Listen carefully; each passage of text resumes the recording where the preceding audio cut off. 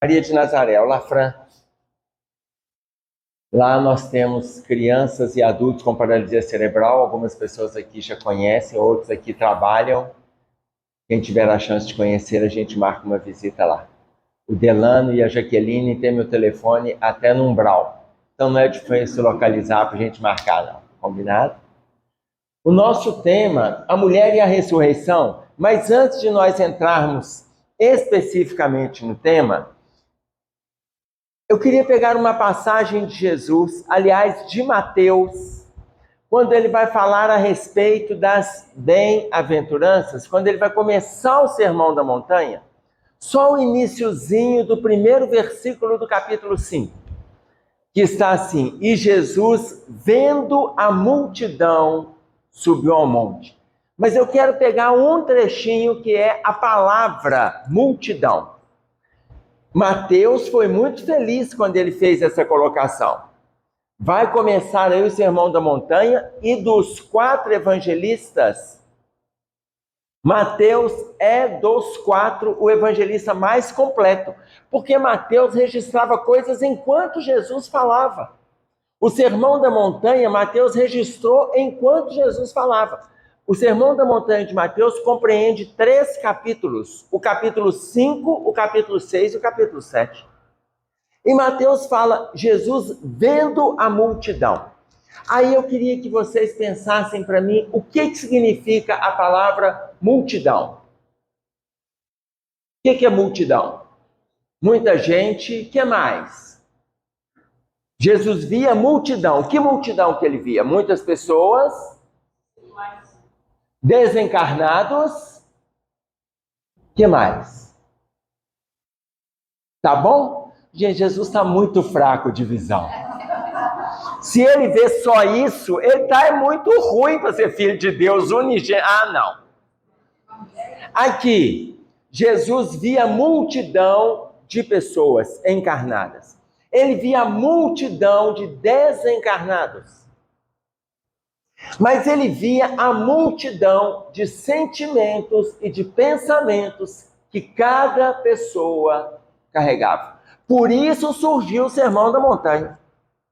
É um roteiro de alívio, de dor impressionante. O Sermão da Montanha. Ele via o estado íntimo da criatura. O nosso olhar, a gente vê os encarnados. O vidente vê também os desencarnados. Mas nós sabemos o que vai dentro da criatura? Não sabemos. Não sabemos. Então, quando a gente fala que Jesus via o estado íntimo, que estado íntimo que é este? É o que está no nosso sentimento e o que está no nosso pensamento. Vocês vão entender por quê? Porque a conversa que ele vai ter neste capítulo com Pedro, ele faz a leitura do estado íntimo de Pedro. Tá claro? Olha só.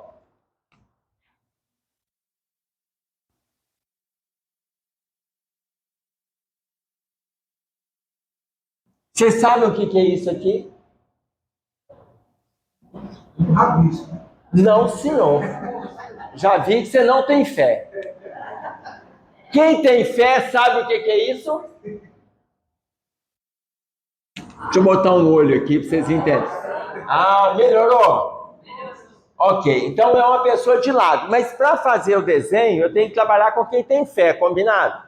Vocês estão vendo que aqui é uma pessoa de perfil. Olha só, nós temos aqui a nossa casa mental. Aqui na nossa casa mental, nós temos o nosso inconsciente. Aqui nós temos a nossa consciência. E aqui a nossa superconsciência. O nosso inconsciente está gravado tudo que nós fizemos no passado. Tudo. De 1 minuto para trás até milhões de anos atrás. Está gravado. Está claro? Então, vocês querem ver um exemplo? Para entender só a parte do que está gravado. É provável que vocês não lembrem o que vocês comeram há 3 domingos atrás no almoço. Não lembram. Mas é provável que vocês lembrem aonde vocês estavam quando escutaram o ataque às Torres Gêmeas. Lembrou? Onde você estava? Quem que deu o recado? Se foi no rádio, na TV. Ou seja, porque tem coisas que faz parte só da lembrança, que é uma vivência. Tem coisas que faz parte da nossa memória. Isso é a nossa memória. Você sabe aonde você estava quando você descobriu sobre a morte de Ayrton Senna. Mas nós não sabemos aonde a gente estava quando Getúlio Vargas suicidou. Mas nós temos isso tudo como história, não temos? Porque está tudo no inconsciente profundo. Tudo que a gente faz hoje está no consciente. Tudo que a gente tem de meta, de perspectiva, de desejo, de vontade, de crescimento, de melhoria, está na superconsciência. Tudo que nós fizemos até chegarmos no momento atual está aqui. Aqui liga o nosso campo intelectual e o nosso campo afetivo. Ok. Por que eu estou contando isso aqui para vocês? Estava lá Jesus junto com Pedro, junto ao Tiberíades, até o mar de Tiberíades. Ele recebe esse nome por causa de Tibério. Por causa de Tibério César. E eles estavam ali conversando, mas Pedro não falou nada. Jesus fez uma leitura do estado íntimo de Pedro. Ele fez a leitura. Aquilo que estava na mente de Pedro, com aquilo que estava no sentimento, mas Pedro, ele estava... O irmão X coloca que Pedro estava tímido ao perguntar, mas só estava ele, Jesus. E aí ele estava tímido para se dirigir ao Cristo e falar do Cristo, das suas questões internas. E aí Jesus faz a colocação.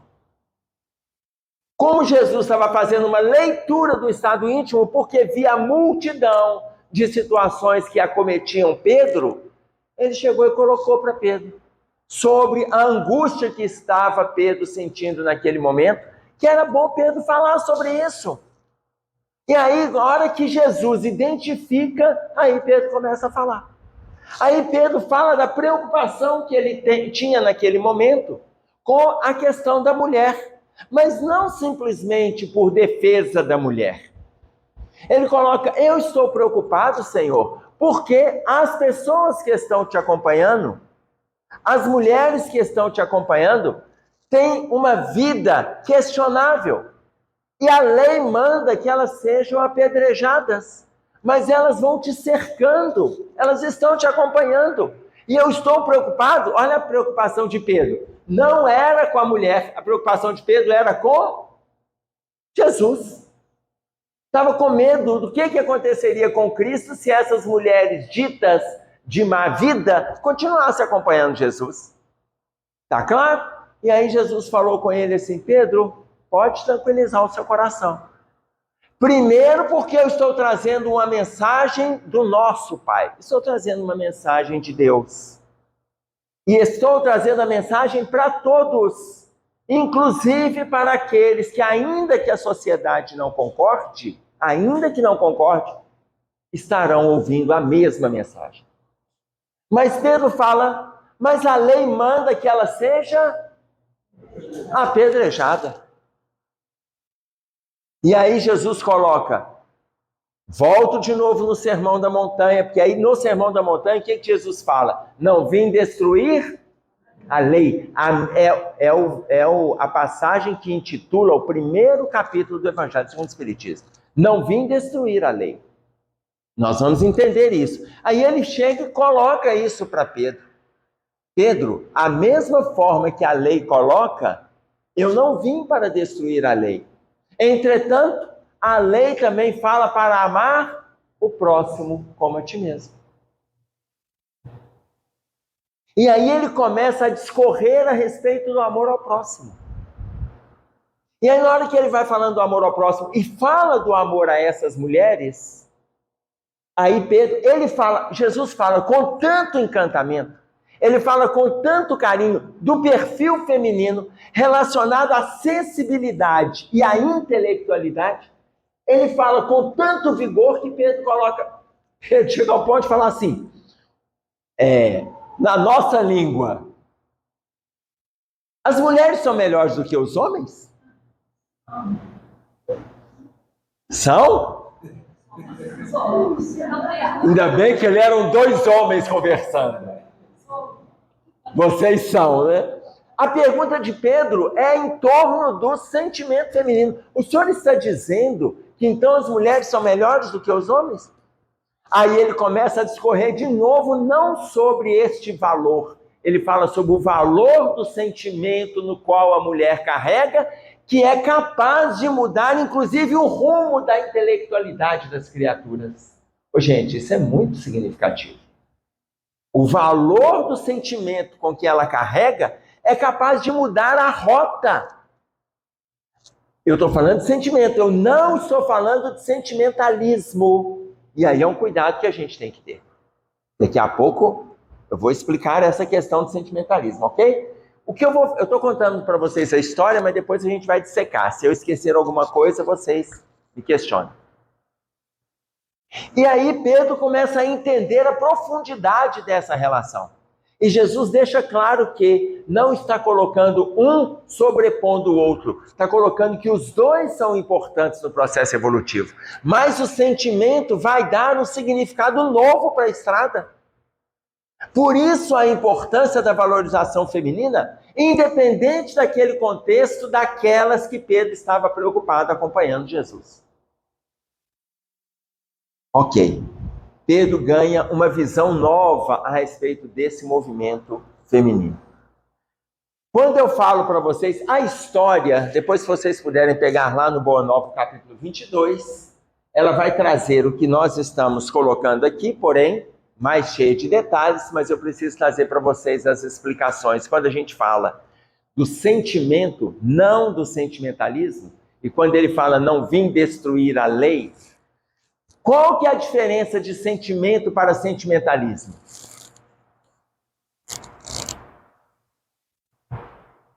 É isso mesmo que vocês estão pensando, mas se falar vai ficar muito melhor. Qual que é a diferença?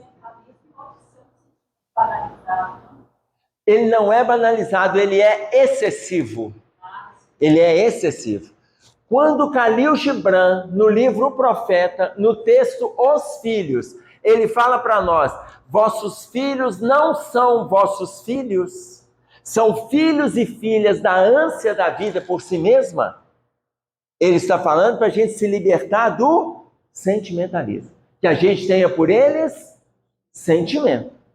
Vossos filhos não são vossos filhos. Aí ele diz, são filhos e filhas da ânsia da vida por si mesmo. Olha bem, vem através de vós.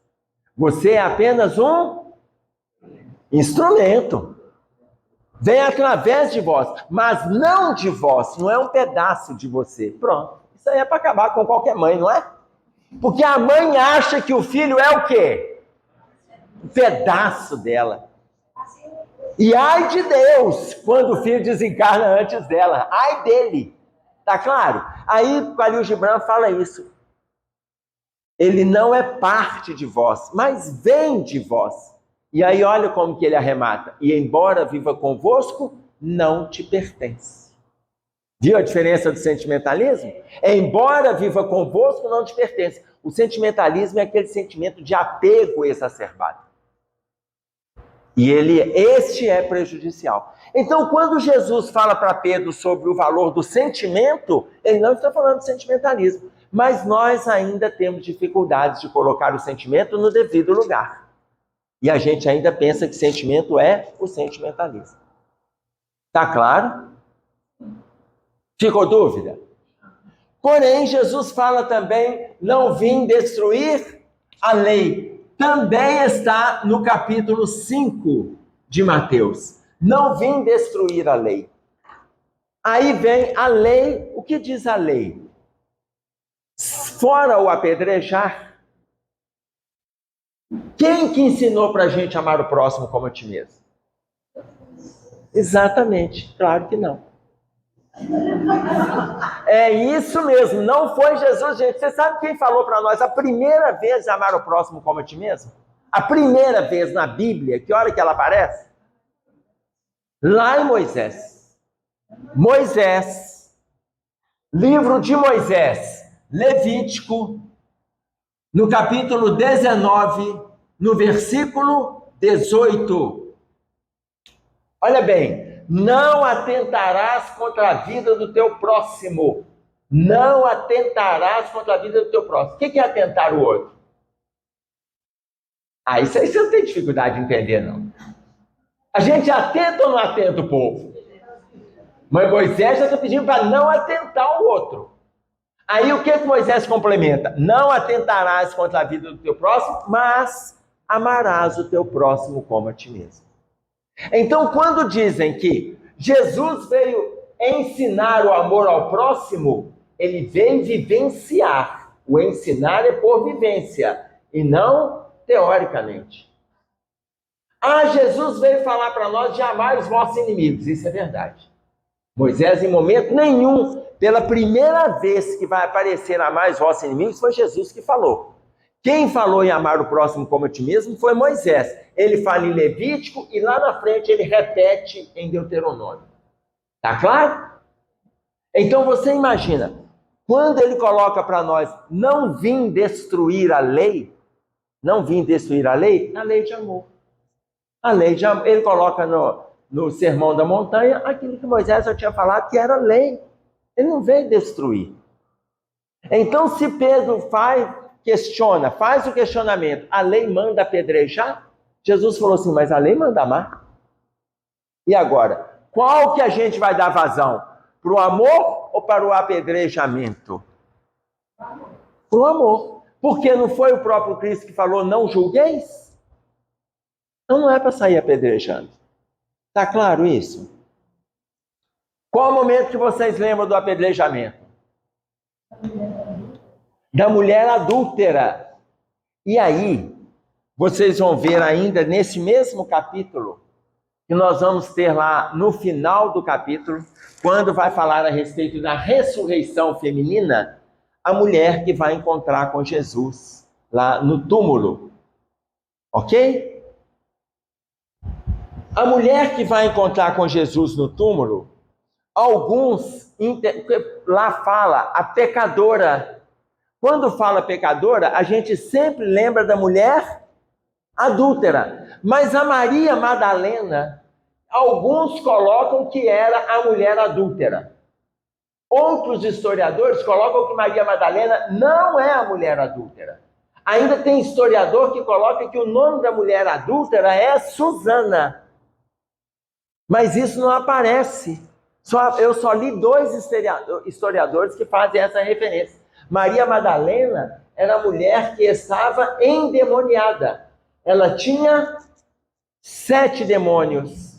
Nós não sabemos o que estava buscando o demônio. Porque se era o demônio está buscando qualquer situação que seja negativa, que entre em ressonância com o estado íntimo. Então, se a mulher que estava ali fazendo o seu movimento de ressurgimento, de ressurreição, de renascimento, de vida nova, ela na realidade tinha sido liberada pelo próprio Cristo dos 7 demônios no qual ela estava obsidiada. Então, na hora que ela vai fazer o contato com Jesus, o que Jesus fala? Ela foi lá para ungir o corpo. Quando ela olha que o túmulo estava aberto e ela começa a se afastar, ela escuta a voz do Cristo. Na hora que ela se aproxima, o que Jesus fala? Ela vai se aproximar para fazer o quê? Ela vai tocar nele. O que ele fala? Não me toques, porque ainda não retornei ao meu Pai. O que quer dizer isso? Não me toques, porque ainda não retornei ao meu Pai.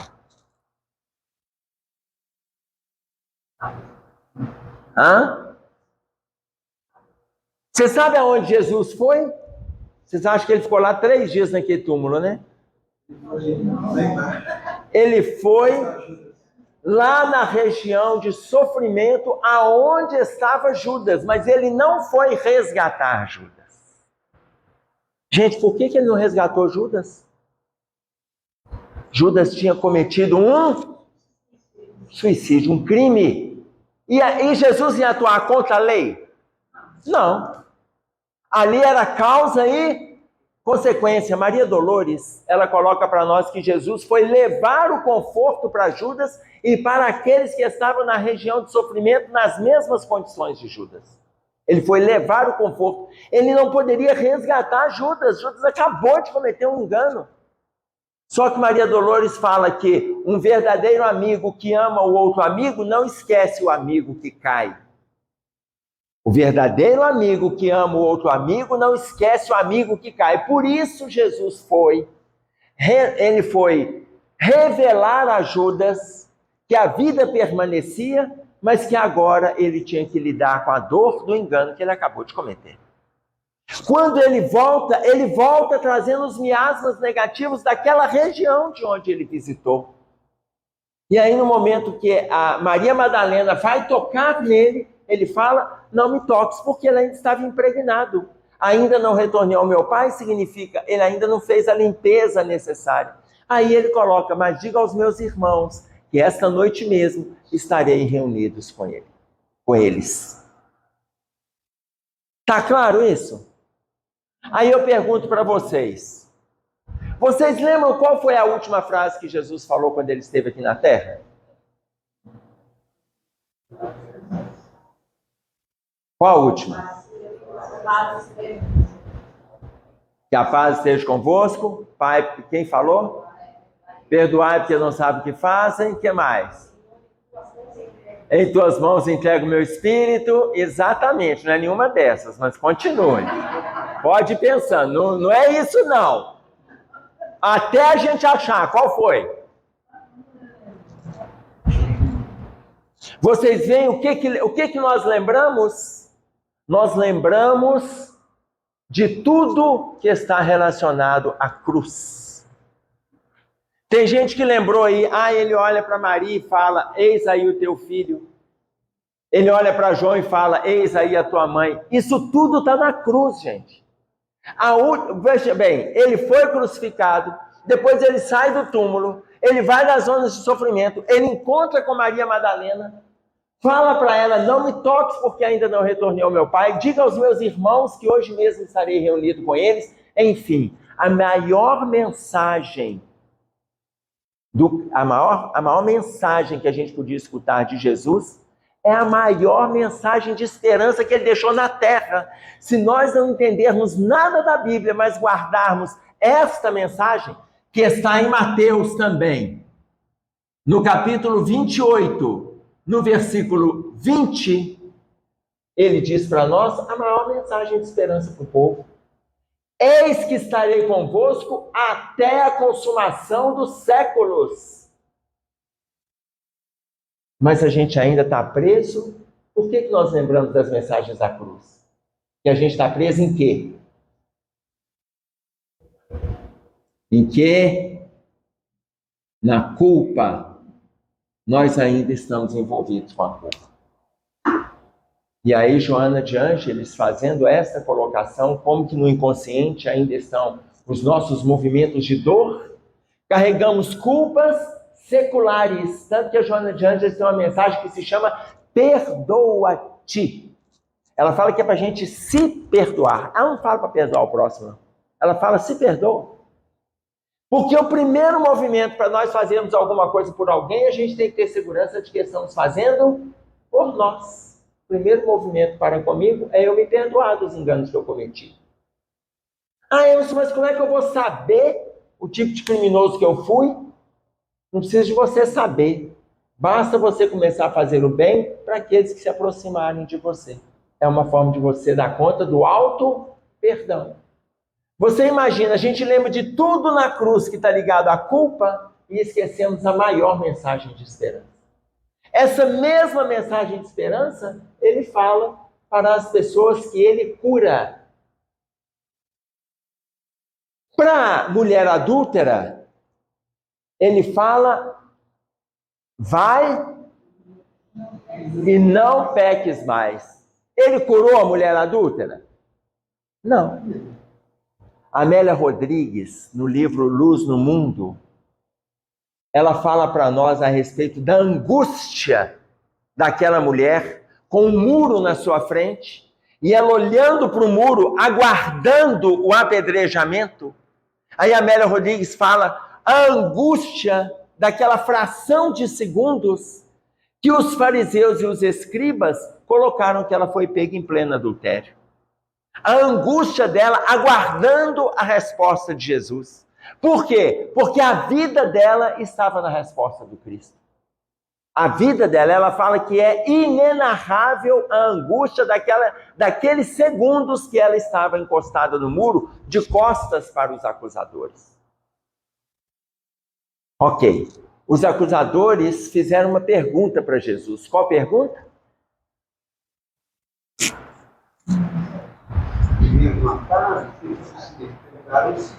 Poderia atirar a pedra. Atirar a pedra nela.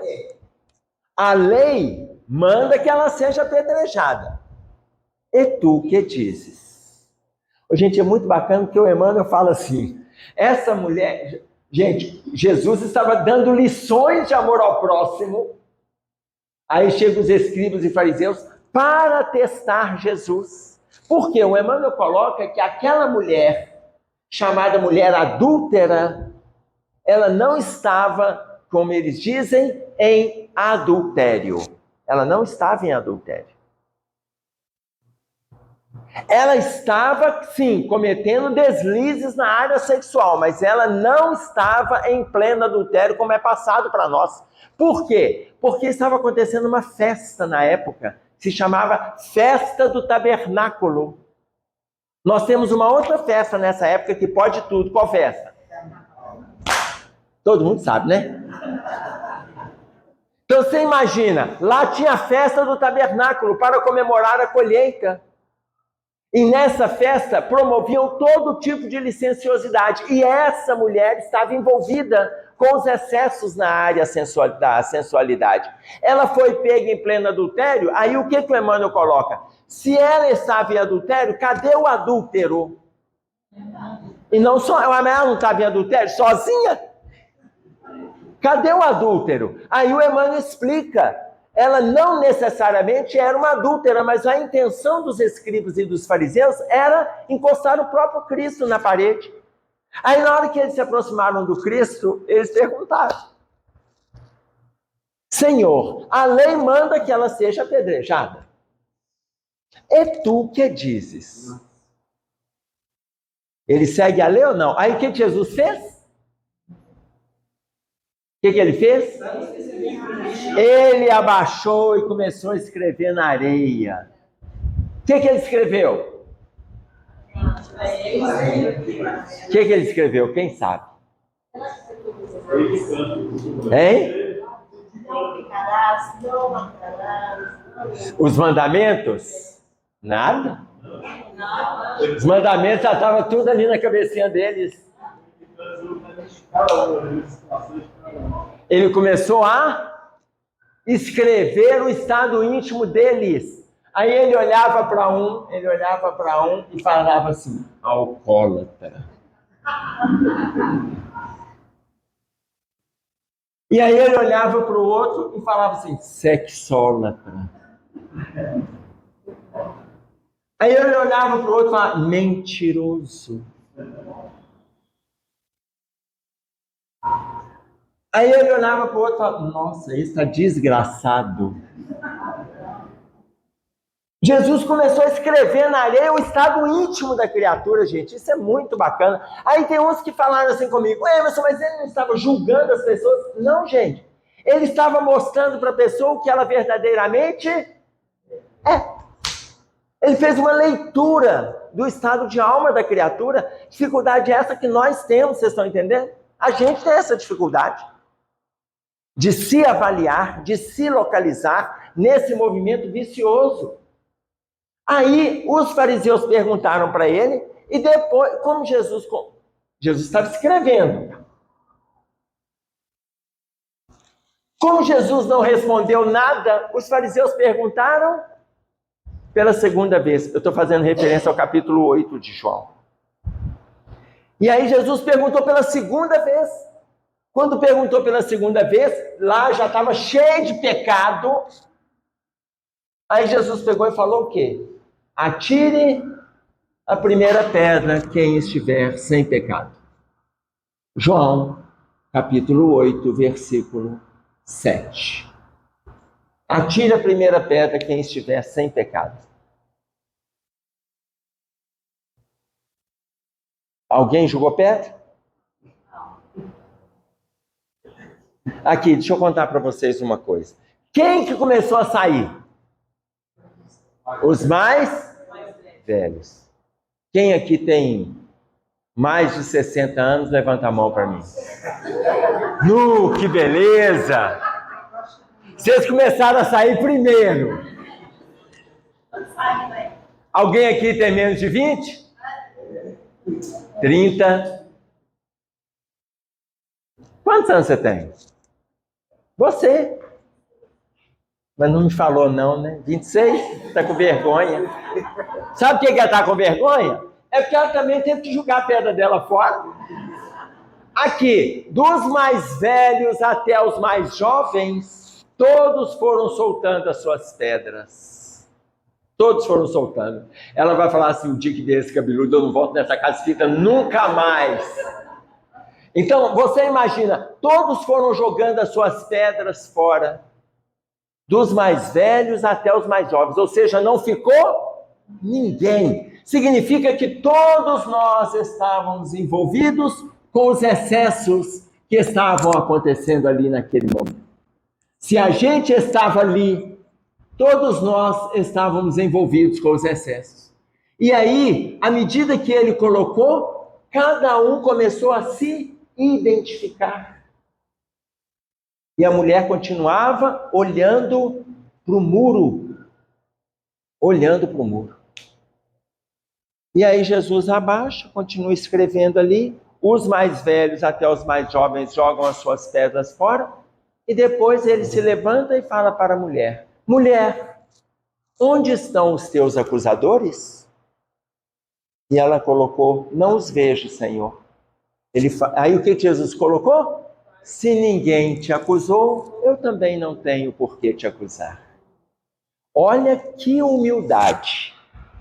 Que Jesus até teria se ele fosse vaidoso. Se ninguém te acusou, eu também não tenho por que te acusar. Vai e não peques mais. Quando ele fala vai e não peques mais, ele não falou você está curada desse seu mal. Ele não falou a tua fé te salvou. Ele só falou vai e não peques mais. Quando ele fala para a mulher hemorroíça, a que tinha um fluxo de sangue, ele fala a tua fé te salvou. A mulher que tinha um fluxo de sangue, ele fala a tua fé te salvou. Nós vamos trazer. Oi. Essa ele fala, vai e não peques mais. É impossível. Gostei.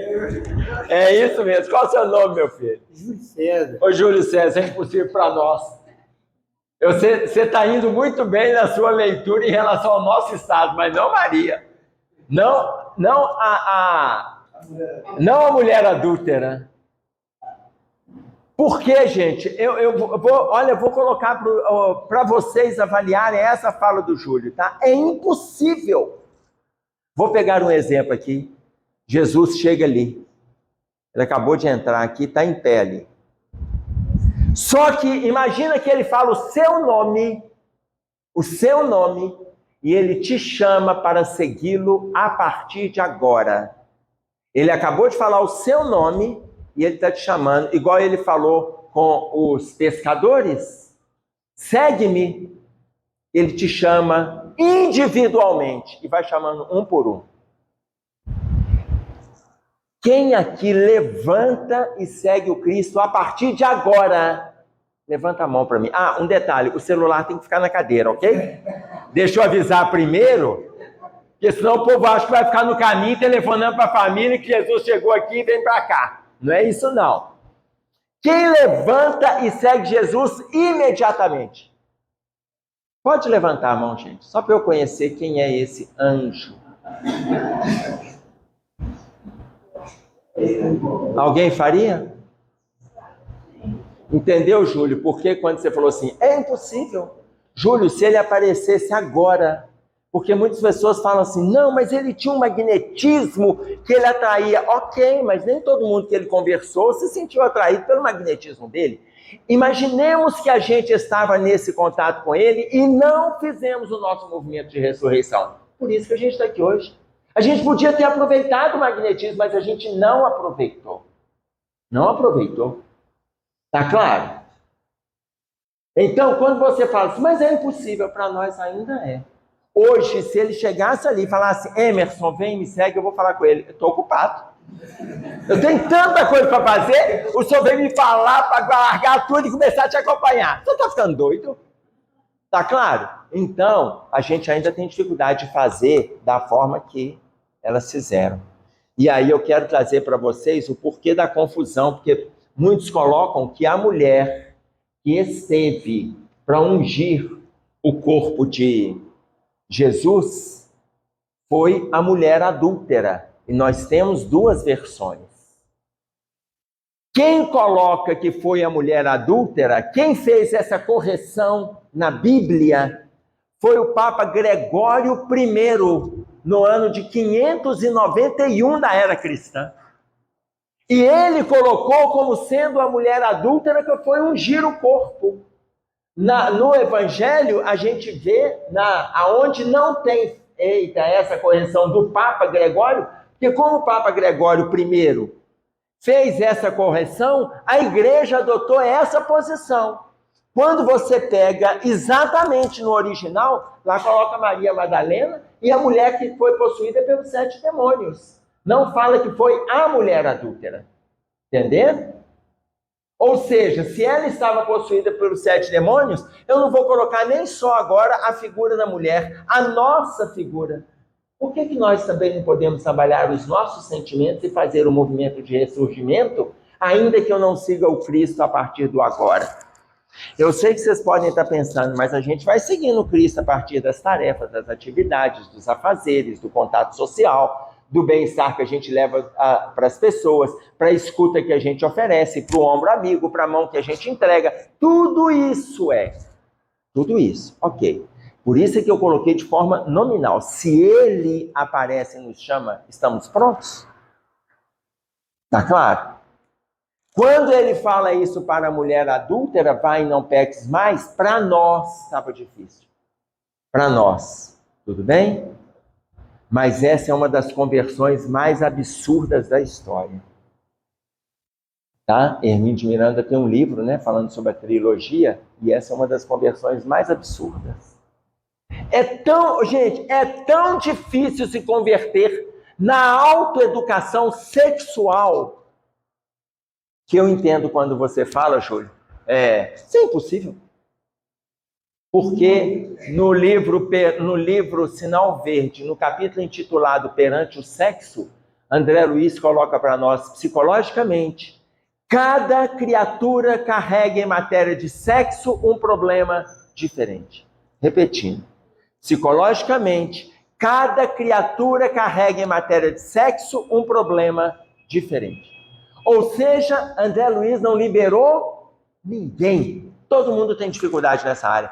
Quando não é no campo físico, é no campo mental. Quando é no campo mental, é no verbal. Quando não é verbal, é gestual. Ou seja, quando não é nenhum desses, é visual. A gente está sempre com alguma coisa trazendo essa conotação. Todos nós. Por isso a dificuldade. Tá claro? Por isso a dificuldade. É um transtorno que nos acomete de forma avassaladora há séculos, infelizmente. Entendeu? Vem a nossa luta. Porque quando Madalena vai ungir o corpo, nós podemos fazer esse movimento.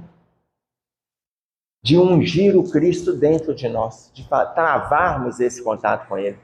Nós podemos fazer esse movimento. Não precisa ser só um movimento de Madalena. Agora, você imagina se o mundo tivesse não voltado para o sentimentalismo, mas voltado para o sentimento, se o mundo tivesse voltado para o sentimento, com a direção do sentimento, independente se for do homem Estou falando da estrutura gênero físico, se for do homem ou da mulher. Se fossem os dois voltados para o campo do sentimento, disciplinando a razão. O mundo era outro, gente. O mundo era outro. Tá claro? Por outro lado, com a mulher adúltera, ele fala, vai e não peques mais.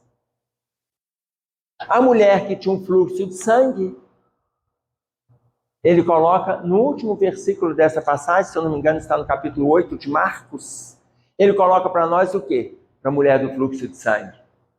A tua fé te salvou. E é diferente quando fala a tua fé te curou. Porque a cura significa que a doença pode voltar. A salvação acabou o período de transtorno.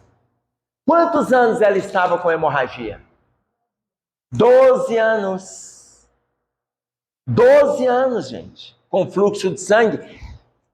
Tem autores que colocam que ela tinha um fluxo de sangue vaginal, e não era fluxo de sangue vaginal, era fluxo de sangue hemorroidal. Por isso que o nome é a mulher hemorroíça. Eu li 2 autores que falam a respeito, são 2 autores ligados à igreja. 2 autores ligados à igreja. Eles falam do fluxo de sangue, o comum que a mulher tem, não é esse. Porque esse é o normal, ela tinha um fluxo de sangue ininterrupto hemorroidal. Quando tem perda de sangue, aí vem a leitura corporal. Perda de sangue significa perda de vitalidade. Perda de vitalidade. Ela foi em médicos, curadores daquela época, filósofos. Ela procurou N pessoas, falaram para ela de um tal de Jesus que estava por lá.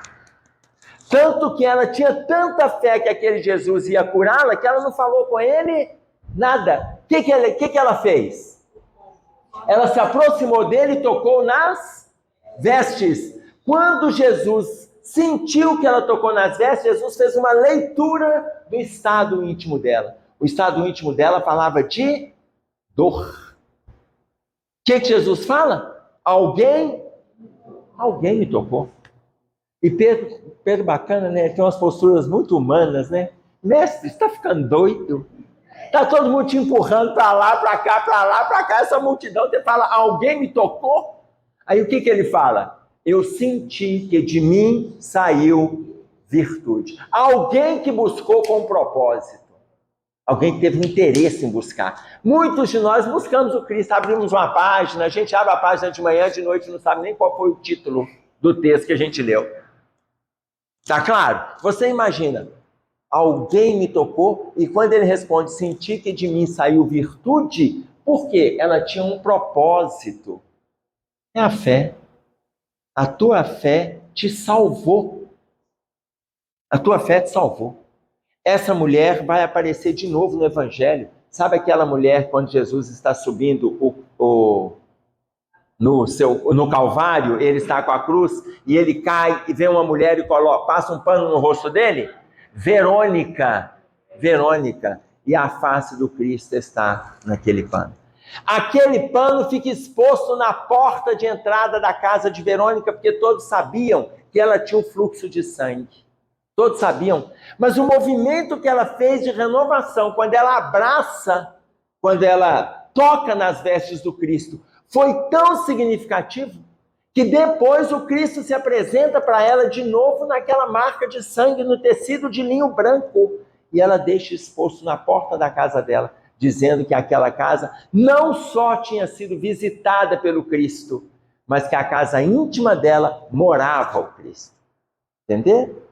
Porque ela tinha um fluxo de sangue que todo mundo sabia.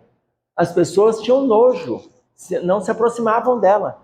E aí a Amélia Rodrigues vai colocar isso para a gente. A dor da solidão que ela vivia, porque ela estava perdendo vitalidade.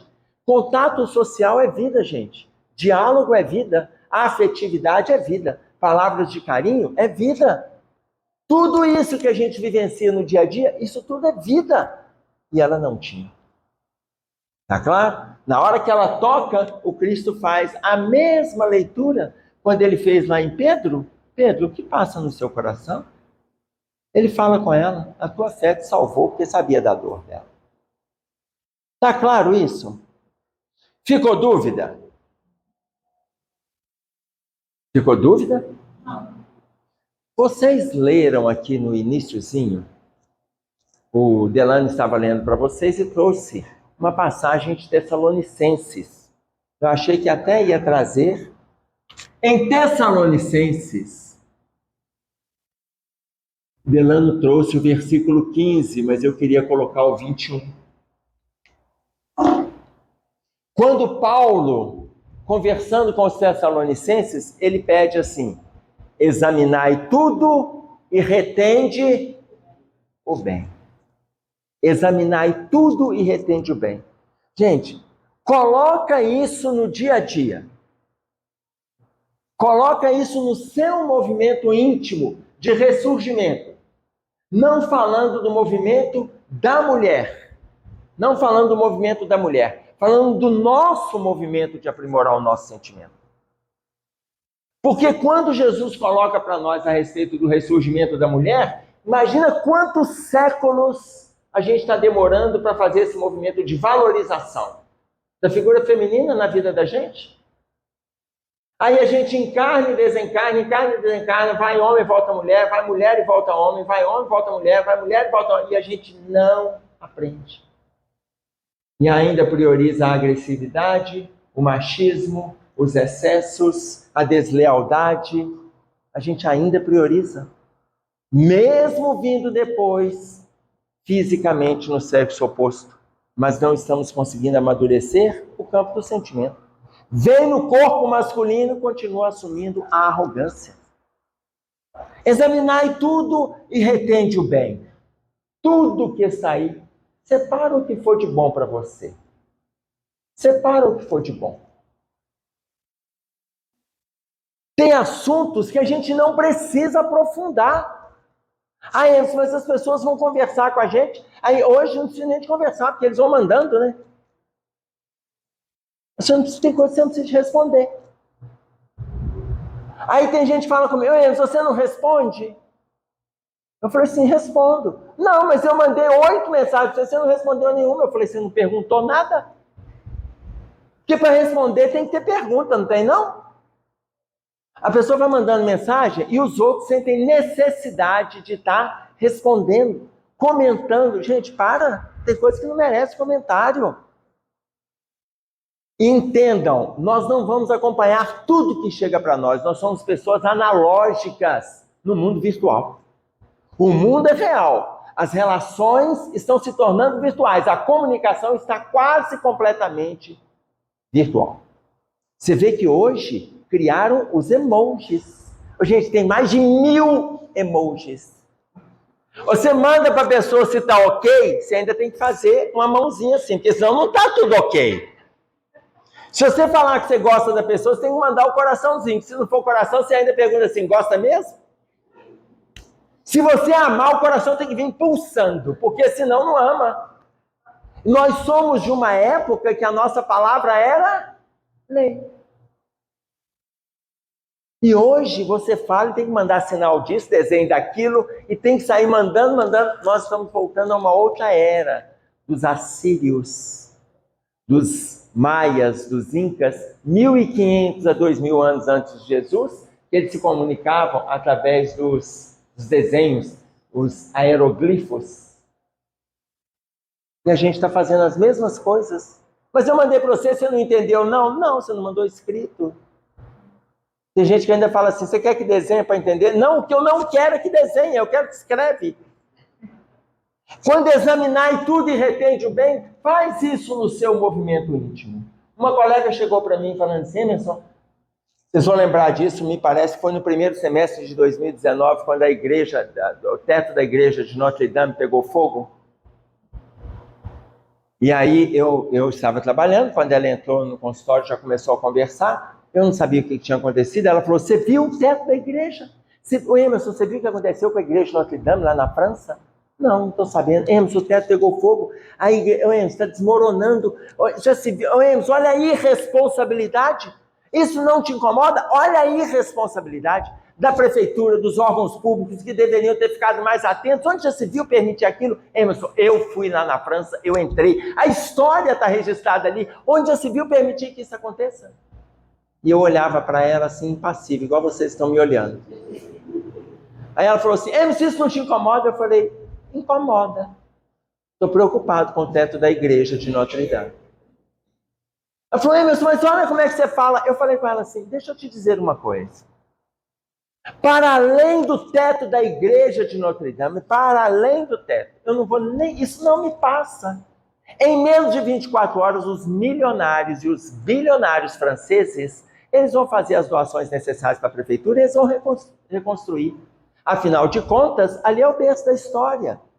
Foram quase 100 anos de construção, tem mais de 800 anos. A obra começou em 1245, terminou em 1330 e poucos. São em torno de 800 anos de história.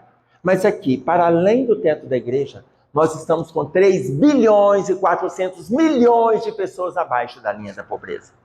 Nós estamos com 2 bilhões de pessoas na Terra sem água potável. Nós estamos com uma média de 800 mil pessoas saindo da vida no mundo pelas portas do suicídio. O Brasil tem uma média de 50 a 60 mil pessoas desencarnando por acidente de trânsito por ano. E a Síria está com uma guerra civil que já tem mais de 500 mil mortos, 8 anos de guerra, mais de 500 mil mortos, sem o menor sentido, e ali está decretado a falência do diálogo. O mundo está assim. Você acha que eu estou mesmo preocupado com o teto da igreja de Notre Dame? Aí ela olhou para mim e falou assim, Emerson, é difícil demais conversar com você. Vocês estão entendendo? Ou seja, aquilo que é importante para nós, retenha. Retenha. No campo afetivo, no campo emocional, no campo intelectual. Porque se nós precisamos de trabalhar o ressurgimento, não é só a mulher adúltera, quando recebe a informação, vai e não peques mais. Não é só a mulher hemorroíça, quando recebe a informação, a tua fé te salvou. Não é só a Madalena que está liberada, Maria Madalena, liberada dos demônios, e ela vai ungir o Cristo. É o que a gente vem recebendo no dia a dia e que a gente pode promover nas nossas relações. Pois a ressurreição, ela não é da mulher, figura feminina, gênero, mas ela é do sentimento que temos dentro de nós, que precisa ressurgir com nova vestimenta de relacionamento afetivo, emocional, social, familiar e espiritual. Precisa ressurgir. Eu vou agradecer a paciência de vocês, tomara que tenha valido as nossas reflexões. Até breve, se Deus quiser.